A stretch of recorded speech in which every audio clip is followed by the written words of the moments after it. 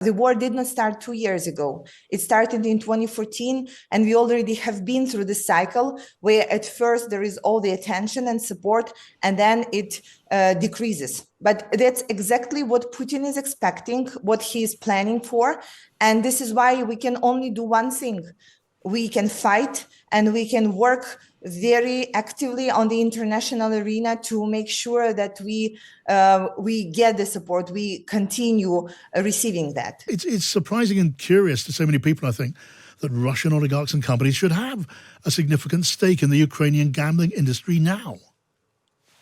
Oh, indeed, it's an issue, and together with our allies that are making significant economic measures to stop Russians and ban Russian businesses. We are doing that as well in Ukraine, going with the rule of law, but also making sure that the aggressor does not have their stake in any kind of our business anymore. The issue is, as anywhere in the world, it's not that straightforward. So you don't have direct Russian influence on any company. So you have to do the work to figure out who is the final beneficiary of that.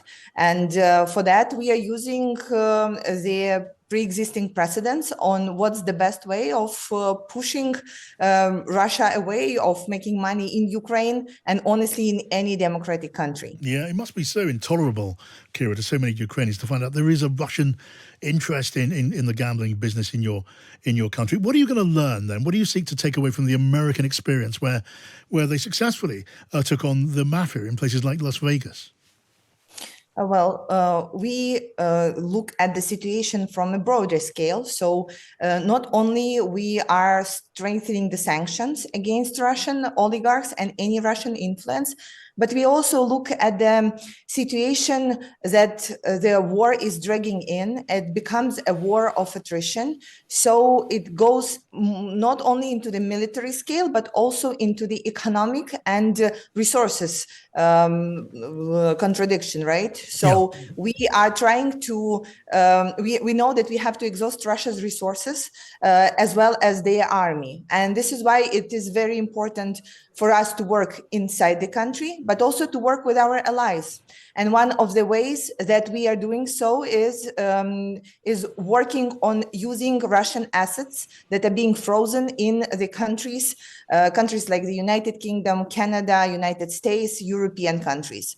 As of right now, it's over $30 billion alone of Russian frozen assets are in the United Kingdom. And we are working with the parliamentarians in the UK Parliament to create a legislation that would allow to use those money for the sake of Ukraine. Because the more we are into the war, the more complicated it becomes to allocate resources to support Ukraine, and we understand that. And I strongly believe, John, that it is not good people like you are our listeners who should be paying to support Ukraine, but actually the Russians who create all kinds of atrocities and Putin who stored the money in the democratic countries should be stripped of those rights, and we should be able to use those money for the sake of Ukraine. Well, that's a strong point. But Kira, just lastly, for reasons we understand, the war in Israel and Gaza,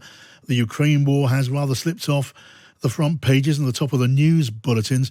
At the same time, you see developments in America. There's a new Speaker of the House in Washington who's very skeptical about support for Ukraine. Do these things worry you? Of course they do, John. Of course. But it is not something that we did not anticipate. The war did not start 2 years ago. It started in 2014, and we already have been through the cycle where at first there is all the attention and support, and then it decreases. But that's exactly what Putin is expecting, what he is planning for. And this is why we can only do one thing.